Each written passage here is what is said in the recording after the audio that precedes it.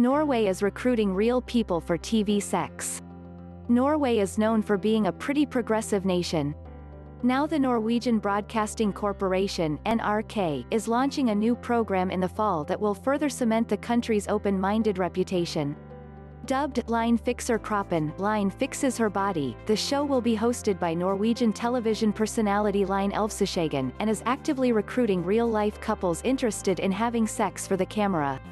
It's scheduled to air on NRK's P3 channel, which is aimed at teens and young adults, beginning in November 2017, and already has approximately 30 pairs showing interest in participating. At first glance, it might seem like just another porno in progress. However, NRK is Norway's answer to PBS, and as such, the program will take a decidedly educational bent. The background for this is that the porn industry has too big of an influence in teaching kids and teenagers about sex. Porn shows a fake world of perfect body types and an unrealistic projection of two people making love, 27-year-old Elvseskjeggen explains in an email interview. We want to focus on real sex, the clumsiness, the intimate and the fun part of it rather than focusing on genitals and sexiness.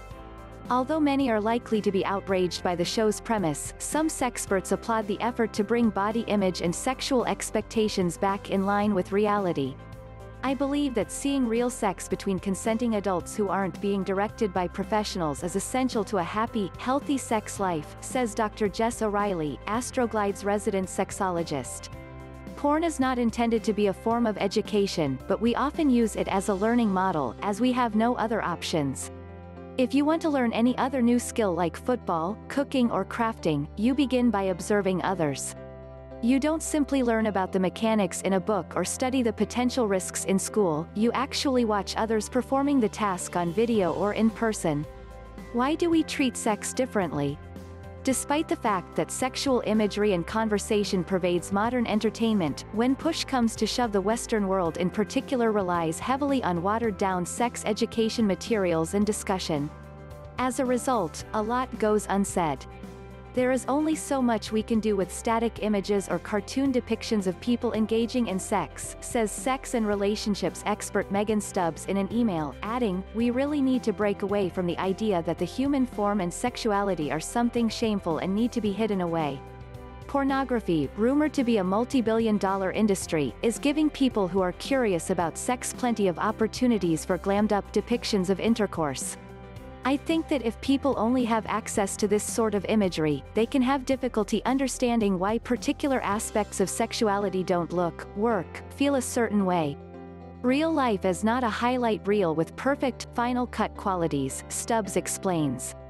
Dr. Nicole Praz, neuroscientist and founder of sexual biotechnology company, Liberos, disagrees with the anti-porn sentiment, however, calling the NRK program sorely misguided in an email interview.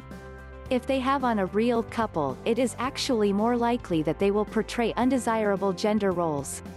Further, people who view more sex films actually hold more egalitarian beliefs, not less, she explains. Finally, sex films are overwhelmingly positive for women, who report greater desire for their current sexual partner, a wider breadth of sexual behaviors that they enjoy, more sex-positive attitudes, and more accurate knowledge of genital anatomy. Indeed, some experts insist that to be truly innovative and helpful at mitigating body and sex issues, the show should branch out. The sex lives of heterosexual, able-bodied couples has oversaturated traditional sex education and pornography for decades.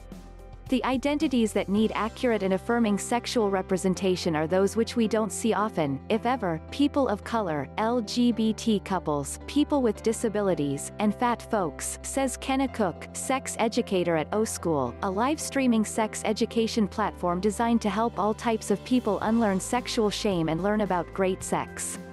If the TV show in Norway wants to create a realistic conversation around real sex, they need to start with making real people and real bodies the most visible.